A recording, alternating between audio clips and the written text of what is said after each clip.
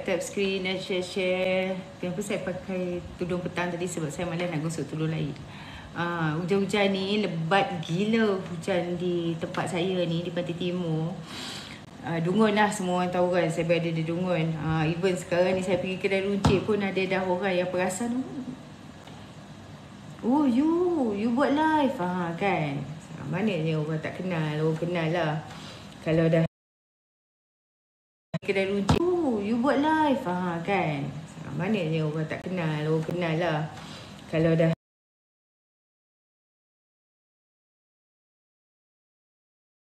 kenal, orang kenal lah. Kalau dah hari-hari tengok tu dia boleh perasan lah jumpa kat luar pun. Okey, Singapura mengagat berkenaan dengan politik, ada pembangkang yang tidak bertanggungjawab seperti ini. Okey,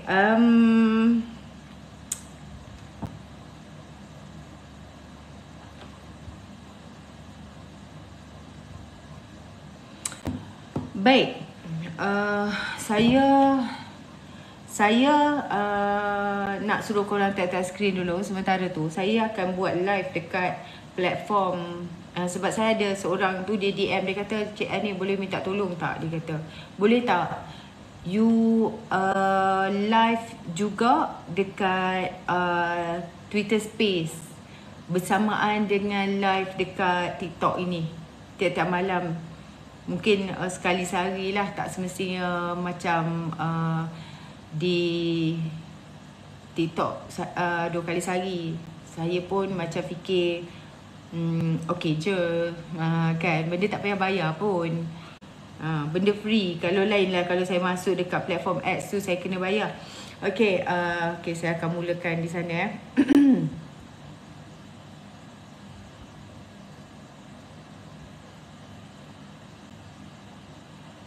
sebab ada, taklah, saya rasa kekangan lah sikit. Sebab dekat TikTok ni dia perlukan perhatian kan. Jadi untuk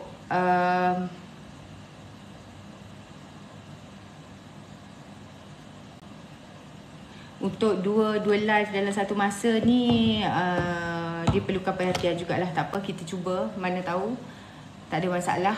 Okey, tap screen dulu korang, share dah berapa K tu? Dah 3.2K. 3.2K.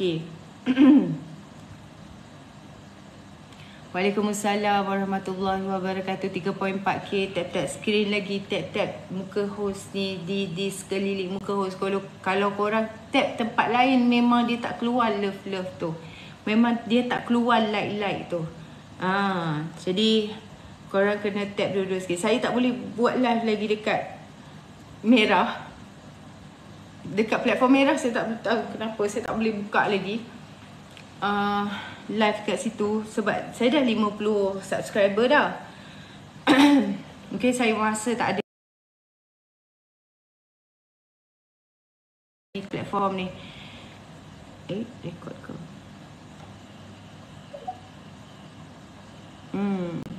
Okay, baik. Kita cuba untuk live di 2 platform dulu. Satu di TikTok ni yang tiap-tiap malam memang kita buat di sini. Mungkin nanti kalau di platform ads, kalau ada yang nak bertanyakan soalan pun boleh juga. Kan, kalau kat sini ni kadang-kadang dia orang suka mendengar saja, tapi tak ada yang nak bertanyakan soalan. Mungkin dekat platform ads nanti nak bertanyakan soalan, boleh saja. Okey, pada kawan-kawan yang rasa nak naik tu, bolehlah naik. Bila kena fokus 2 ni, saya rasa macam okey, saya cubalah. Baik.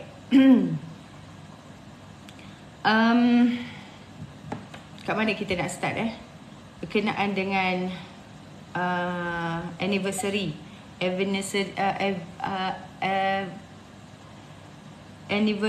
tak cukup jumlah ni. Saya rasa kesian lah sebenarnya dengan Haji Hadi. Bila dah tahu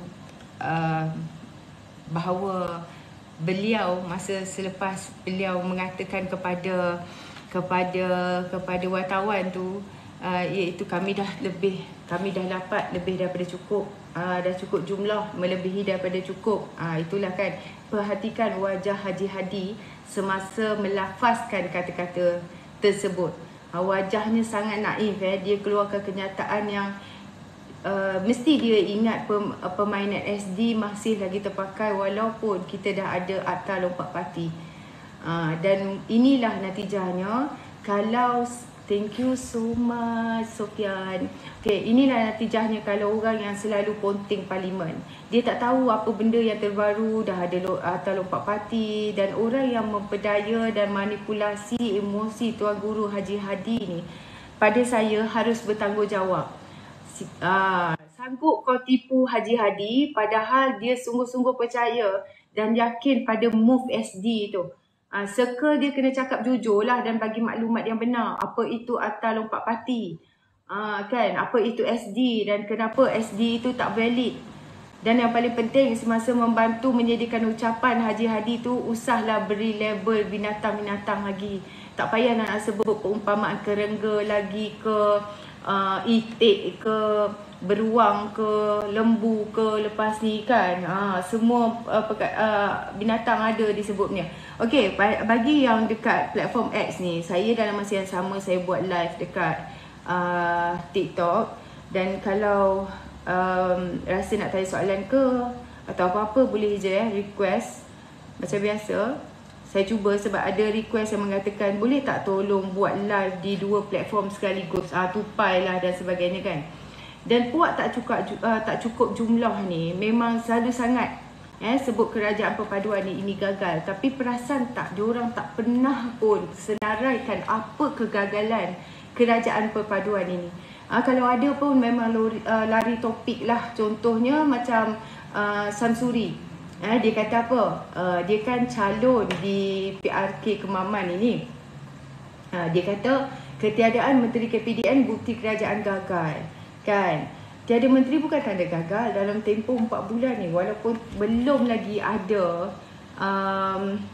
menteri yang menggantikan Menteri KPDN Allahyarham Salahuddin Ayub. Masalah beras tempatan, harga ayam diselesaikan. Jadi apa yang gagalnya? Dia nak kata gagal.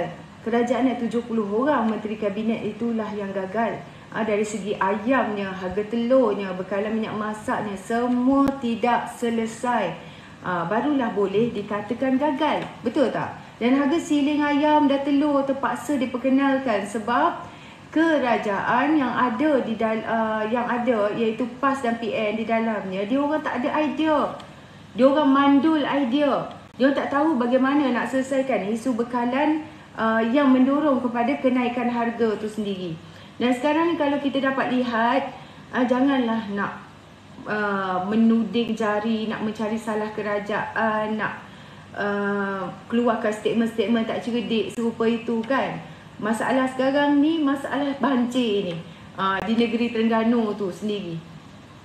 Masalah banjir tu tak selesai-selesai lagi saya nampak. Setiap tahun sama je, kawasan sama aja yang duduk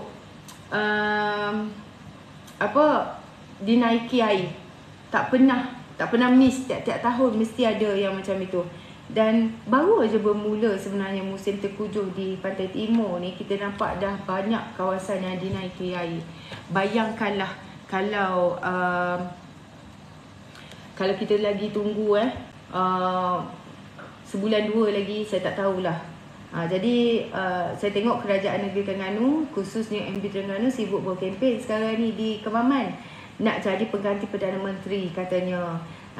Dengar-dengar cerita juga nak jadi pengganti kepada Ketua Pembangkang PAS pun dia nak.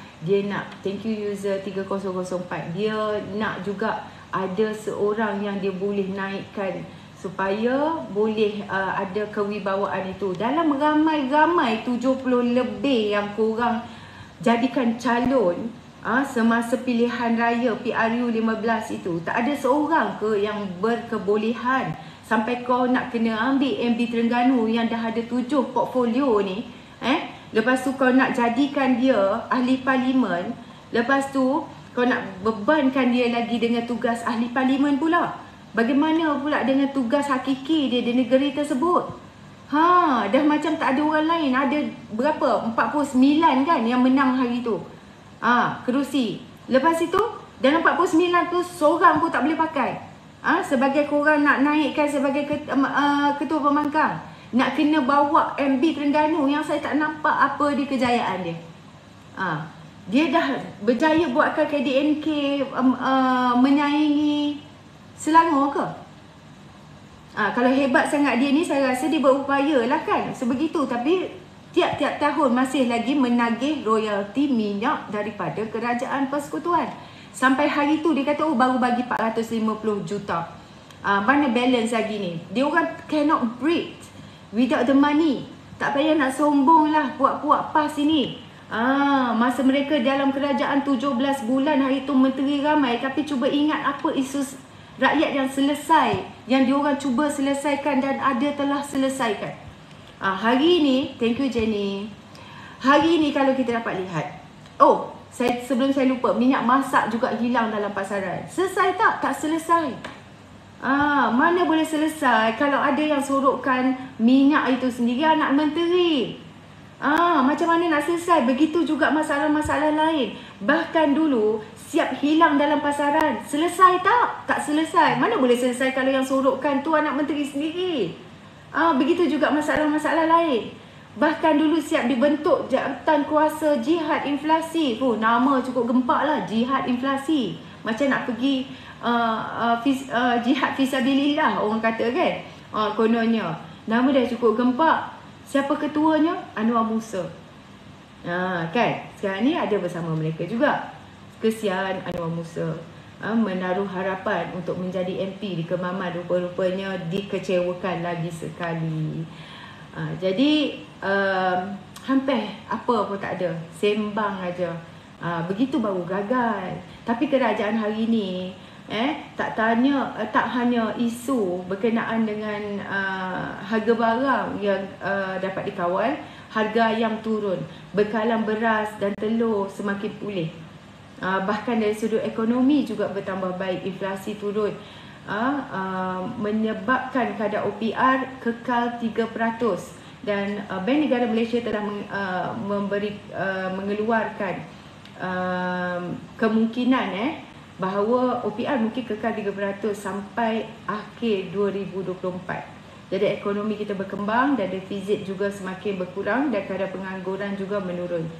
Semua ini tak berlaku semasa zaman PN jadi kerajaan. Jadi tak payah sembang lah kan. Sembang dengan walaupun boleh lah. Jadi sebut pasal anniversary tak cukup jumlah ni, ada un-un yang meracau, korang tahu tak? Un-un ni meracau. Siap mencarut, siap sindir lagi dengan Wahab. Ni saya nak beritahu di sinilah. Kamu dah, saya tengok kan, orang-orang yang tidak bertanggungjawab ni, dia sebut Wahab ni sebagai gay lah. Bila dia nak cakap gay tapi Wahab. Tapi kamu tahu tak?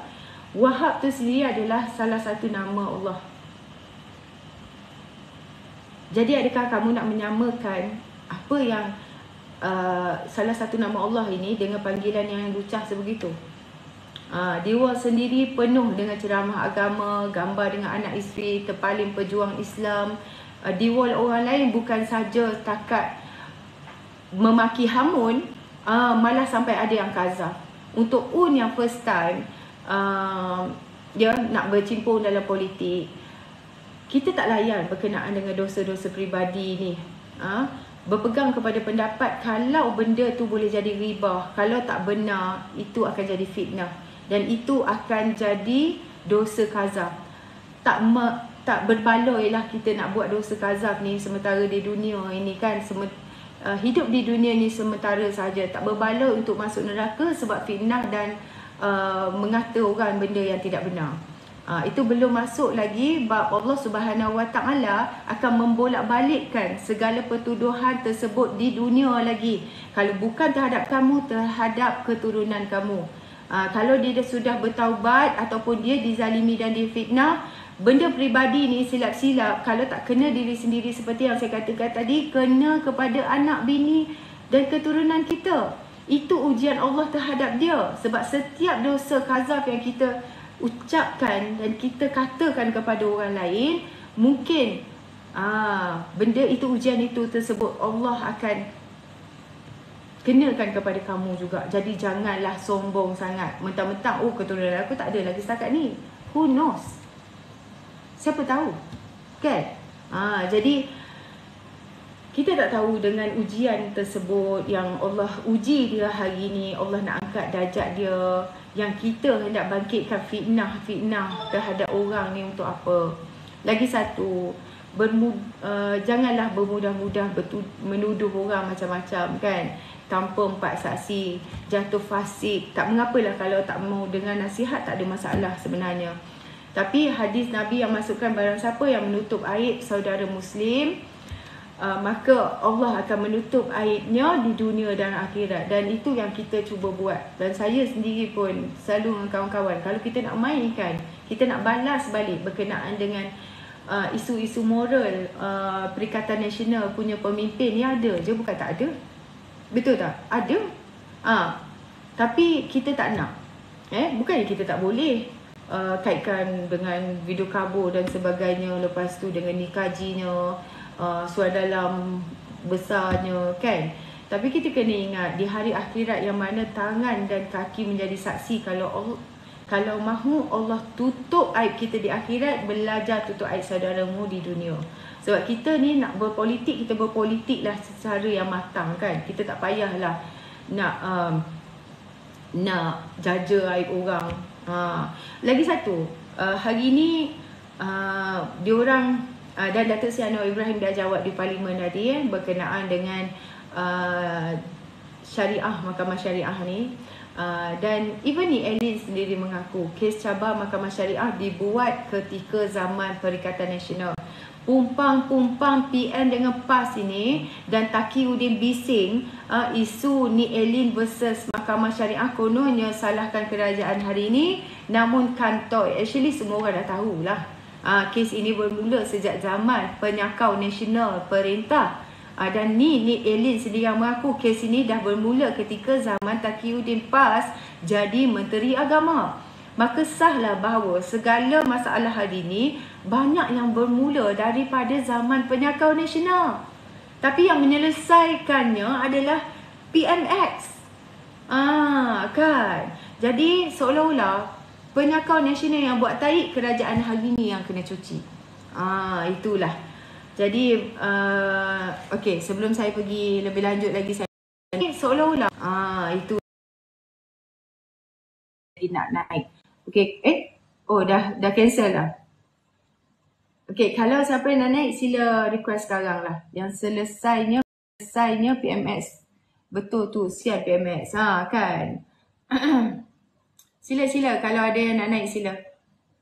Kalau dekat X pun, kalau rasa nak kan pendapat atau soalan, boleh je. Okey, silakan Bimbing. Cia ni, apa yang tertarik sekarang ni ialah Cia ni ada lihat itu video bahwa itu